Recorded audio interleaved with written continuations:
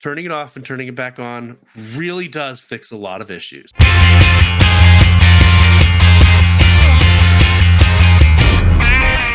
Hello, Jojo, a story. Okay. So, Daddy, tell me a story about technical issues at work. You kind of hinted in the pre-show. I did. You had some interesting stories about technical issues. So I'll set the stage for you. Say you have a company, and that company likes to grow via acquisition. It's a perfectly valid way to grow, but that means that you have a lot of technology from different areas that is effectively just duct taped and stapled together. IBM. Mm-hmm. And let's say that you want to then make some sort of a unified experience for your clients and bring all those disparate things together.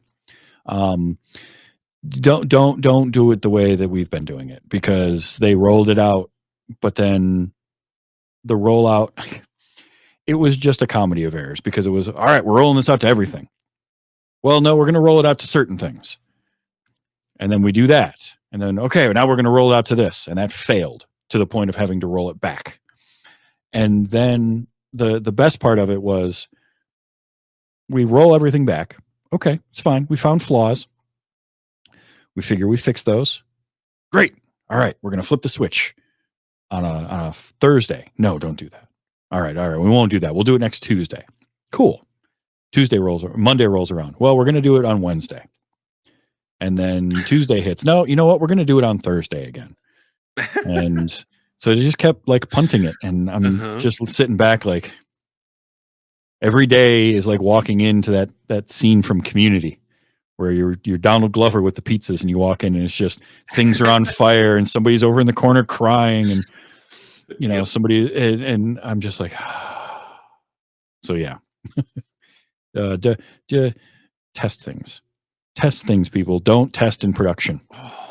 Yes. And it feels, even though I know we're not doing that, it at times feels that way, and it just can drive you crazy. Mm-hmm. Yeah. I've got a project that I'm working on right now that we have asked.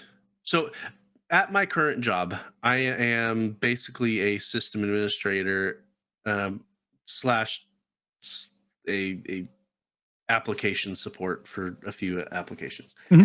And so we do setups for other teams, and then they do API calls and use our product is basically how it works.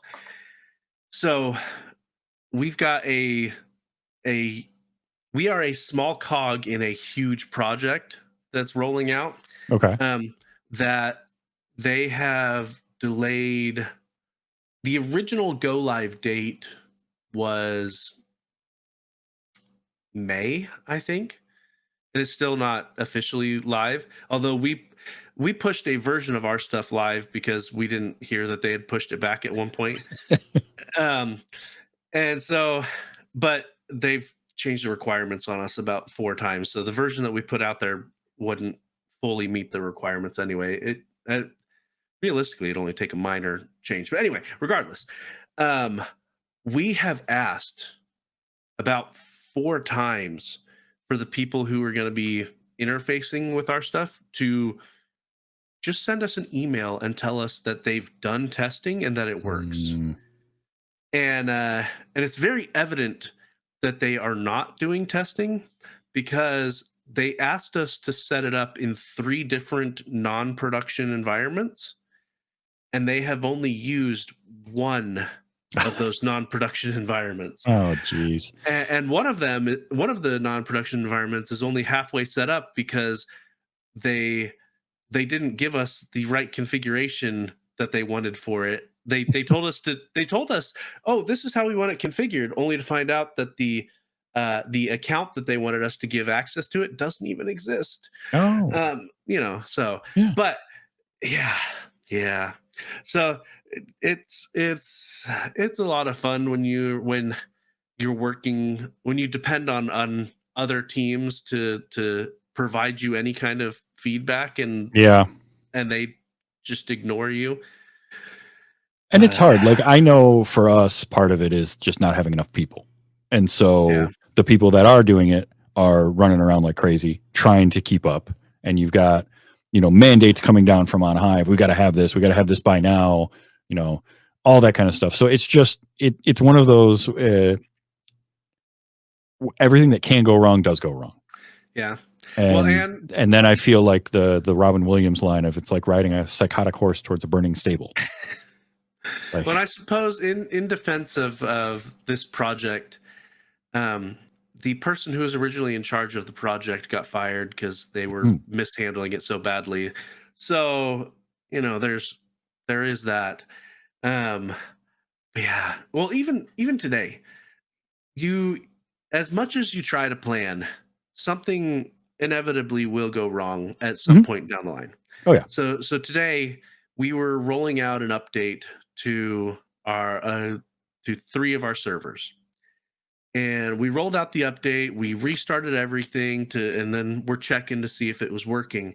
And about 2/3 of it was working. And the other third were like, "Oh, what is going on?" We look at it and it's throwing authentication errors. We're like, "We've got the password. We've got the right password. Double check the password. Everything's good. We're using the right account." We're like, "What is going on here?" Because we hadn't run into this type of issue before with this type of update. Granted, this is the first time we've done this specific update, but they come in within a certain vein of updates. And so what ended up happening is we needed to copy a masked version of the password to a specific configuration file in order for it to connect properly. So we had the right password, but also the wrong password at the same time because it wasn't the masked version that was getting set in the configuration. And so gotta love stuff like that. Yeah. I had a real fun one with a piece of hardware, and we were getting this hardware from a vendor, and I was part of testing it, tested it, everything worked fine. We ended up saying, all right, we're going to go with it. So we had our staging environment and then our production environment. We took this piece of hardware and we said, cool, we're going to start rolling it out. So we did that, made the production environment, copied it, a carbon copy, start doing stuff. Another similar hardware piece, just a different model, like a nicer version of it, we started working on. And in testing that, I don't know how, but somewhere in the testing of that, it must have broken a feature on the older clock. It's a punch clock. That's the only thing I can think of, but it just stopped working. And I spent, hours with the vendor to figure that out until we finally did. And so then I'm like, cool. All right. We've got the fix. Excellent. And I go back to the production environment and I implement the fix and it doesn't work. And it doesn't work because there was a switch that they use between viewing XML and viewing JSON. And we had it in the staging environment on JSON, and in the production environment, it was still on XML. And so it just, I was like, how do we miss that? But yep. Yeah. We've run into that a few different times where our testing environment doesn't fully mirror the production environment and it causes issues. But I wonder how many people have now tuned us out or have fallen asleep. They put one or the other. And you know what? I don't blame you. White noise to fall asleep. But but the tech people are like, oh man, I can totally sympathize with that. And they get us. There are people. Yeah. Thank you for sticking around. Yeah, we see you. The valiant few. We see you. Mm-hmm. You are the ones that know that turning it off and turning it back on really does fix a lot of issues. Really does.